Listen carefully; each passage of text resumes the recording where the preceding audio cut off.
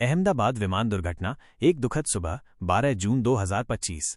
12 जून 2025 की सुबह अहमदाबाद के सरदार वल्लभ भाई पटेल अंतर्राष्ट्रीय हवाई अड्डे पर बाकी दिनों की तरह ही चहल पहल थी। एयर इंडिया की फ्लाइट AI 171 एक भव्य Boeing 787-8 Dreamliner London Gatwick के लिए अपनी लंबी यात्रा शुरू करने को तैयार खड़ी थी। विमान में 230 यात्री, 10 क्रू मेंबर और 2 अनुभवी पायलट कैप्टन राजीव मल्होत्रा और फर्स्ट ऑफिसर अंजलि शर्मा सवार थे। यात्रियों में बच्चे, युवा, बुजुर्ग और अलग अलग देशों के लोग शामिल थे, जिनके चेहरों पर लंदन जाने की खुशी और उम्मीद साफ झलक रही थी। कैप्टन राजीव मल्होत्रा एक अनुभवी पायलट थे, जिनके पास हजारों घंटों की उड़ान का अनुभव था। फर्स्ट ऑफिसर अंजलि शर्मा भी एक होनहार और सतर्क सह पायलट थीं। कॉकपिट में उन्होंने टेक ऑफ से पहले की सभी चेकलिस्ट्स को सावधानीपूर्वक पूरा किया। मौसम साफ था, तापमान 43 डिग्री सेल्सियस था, जो गर्मियों में अहमदाबाद के लिए सामान्य था। लेकिन यह भी एक ऐसा कारक था जो विमान के प्रदर्शन को थोड़ा प्रभावित कर सकता था। भारी ईंधन भार के कारण विमान का वजन सामान्य से अधिक था, क्योंकि ये एक लंबी दूरी की उड़ान थी। टेक ऑफ का पल दोपहर 1:39 बजे एयर ट्रैफिक कंट्रोल ATC से टेक ऑफ की अनुमति मिली। कैप्टन मल्होत्रा ने थ्रस्ट लीवर्स को आगे बढ़ाया और विशाल विमान रनवे पर सरपट दौड़ने लगा। इंजनों की गर्जना से पूरा हवाई अड्डा गूंज उठा। जैसे जैसे विमान की गति बढ़ी, फर्स्ट ऑफिसर अंजलि शर्मा लगातार उपकरणों पर नजर रख रही थीं और कैप्टन को डेटा बता रही थीं। V1 रोटेट, कैप्टन मल्होत्रा ने कहा। विमान का अगला पहिया जमीन से उठने लगा और ड्रीम लाइनर धीरे धीरे आसमान की ओर बढ़ना शुरू हुआ। कुछ ही सेकंड में विमान जमीन से ऊपर उठ गया। अनहोनी की दस्तक।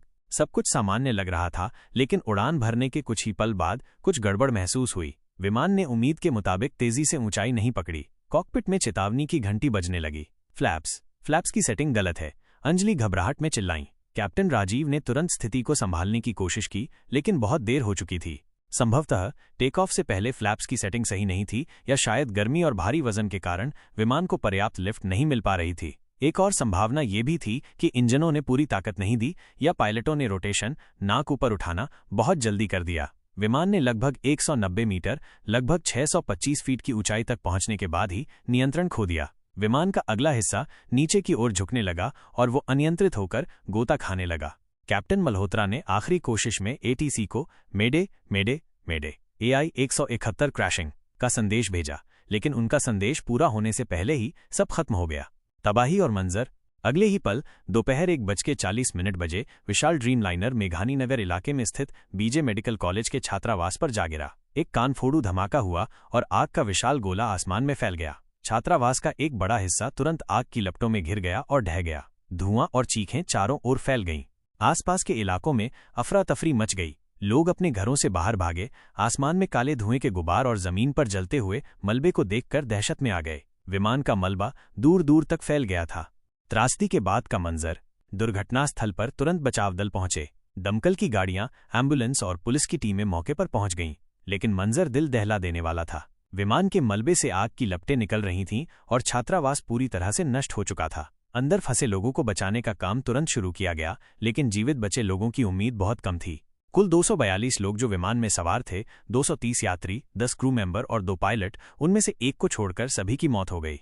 एकमात्र जीवित बचा यात्री रमेश था, जो इमरजेंसी एग्जिट के पास बैठा था। उसने आग लगने से पहले ही कूदकर अपनी जान बचाई, हालांकि वो गंभीर रूप से घायल हो गया। इसके अलावा BJ मेडिकल कॉलेज के छात्रावास में मौजूद 56 लोगों की भी इस भीषण हादसे में जान चली गई। कुल मृतकों की संख्या 297 हो गई, जिसने इस घटना को भारत के सबसे घातक विमान हादसों में से एक बना दिया। जांच और ब्लैक बॉक्स।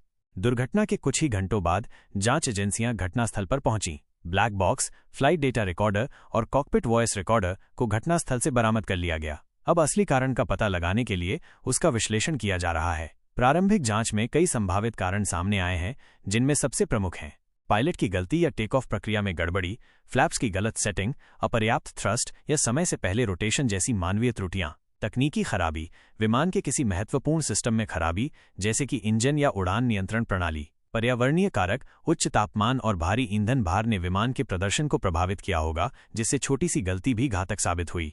सरकार ने इस दुखद घटना की जांच के लिए एक उच्च स्तरीय समिति का गठन किया है। इस दुर्घटना ने पूरे देश को स्तब्ध कर दिया है और हवाई यात्रा की सुरक्षा पर एक बार फिर गंभीर सवाल खड़े कर दिए हैं। अहमदाबाद शहर इस त्रासदी से उबरने में समय लेगा और पीड़ितों के परिवार इस भयानक नुकसान के दर्द से जूझ रहे हैं। ब्लैक बॉक्स के विश्लेषण और विस्तृत जांच रिपोर्ट ही इस दुखद हादसे के पीछे के पूरे सच को उजागर कर पाएगी।